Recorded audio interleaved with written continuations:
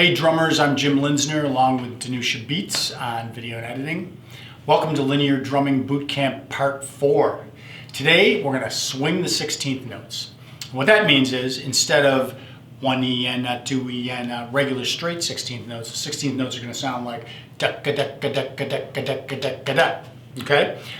What I'm going to do right now is I'm going to play a beat that has the swung 16th notes on the hi-hat. Bass drum on 1, snare drum 2, bass drum 3, snare drum 4. Here it is.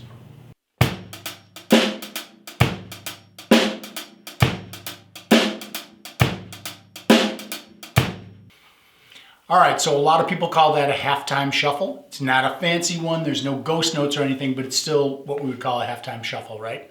Okay, to turn that into a linear beat, all we're going to do is we're going to remove the hi-hat notes that coincide with the bass drum and the snare drum. Real simple, check it out.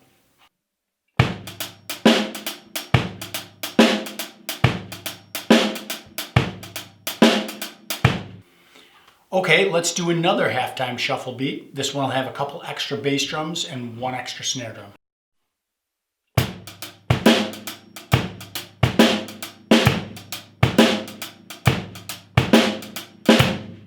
Once again, let's turn that into a linear beat by removing the hi-hat notes that happen at the same time as the bass drum or the snare drum.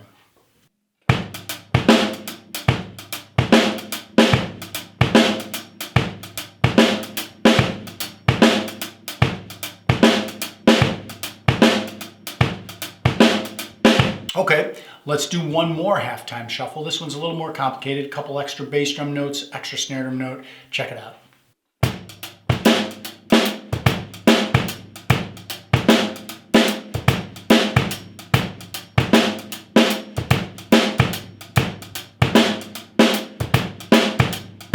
And here's the linear version of that.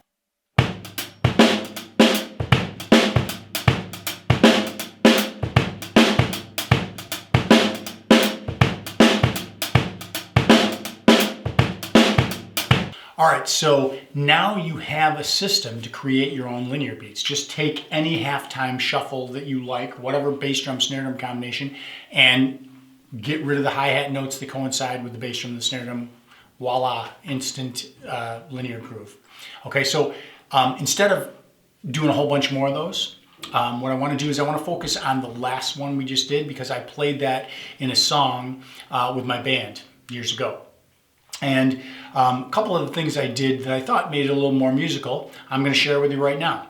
For starters, you don't have to play every note in the subdivision, okay?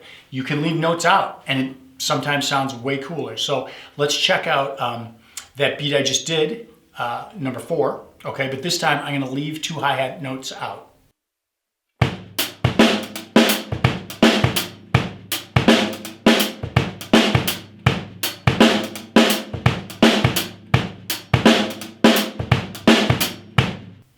Yeah, so it gives it a little breathing room, right? Okay, another thing that a lot of drummers do that I did with that particular linear beat was I made it into a 2-measure phrase. What's a 2-measure phrase? One measure is a little bit different than the other measure, okay? So all that's happening here is in the second measure, I'm leaving out a bass drum note and I'm throwing in a hi-hat opening. Check it out.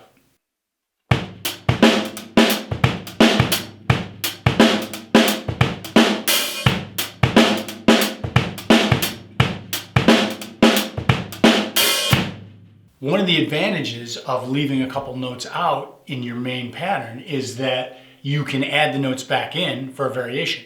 So what I'm going to do is I'm going to play the main pattern one time, and then the second time through I'm going to add the rest of the hi-hat notes in. Check it out.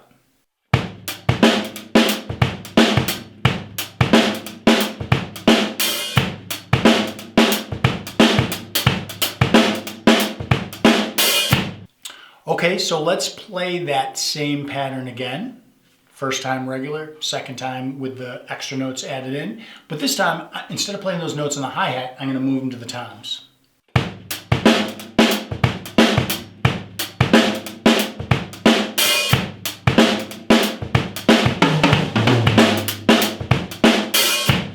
One thing I really like about linear patterns is taking just a couple of notes and moving to a cowbell or a ride cymbal bell or some other color on the drum set that really stands out and gives the beat a little bit more personality.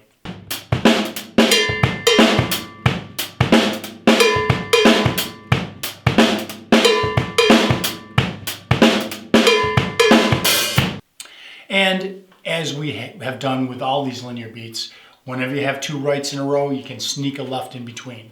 Now the rhythm is a little bit funny here. It's, you know, triplets, but I think you'll hear it, and really all it is instead of right, right, you're going right, left, right. Check it out.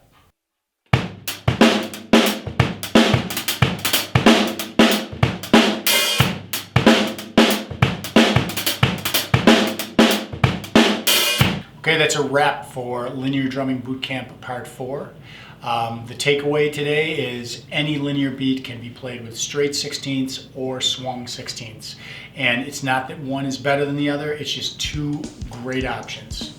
Thanks a lot for watching. Check me out at drumlessonsbuffalo.com. We'll see you next time.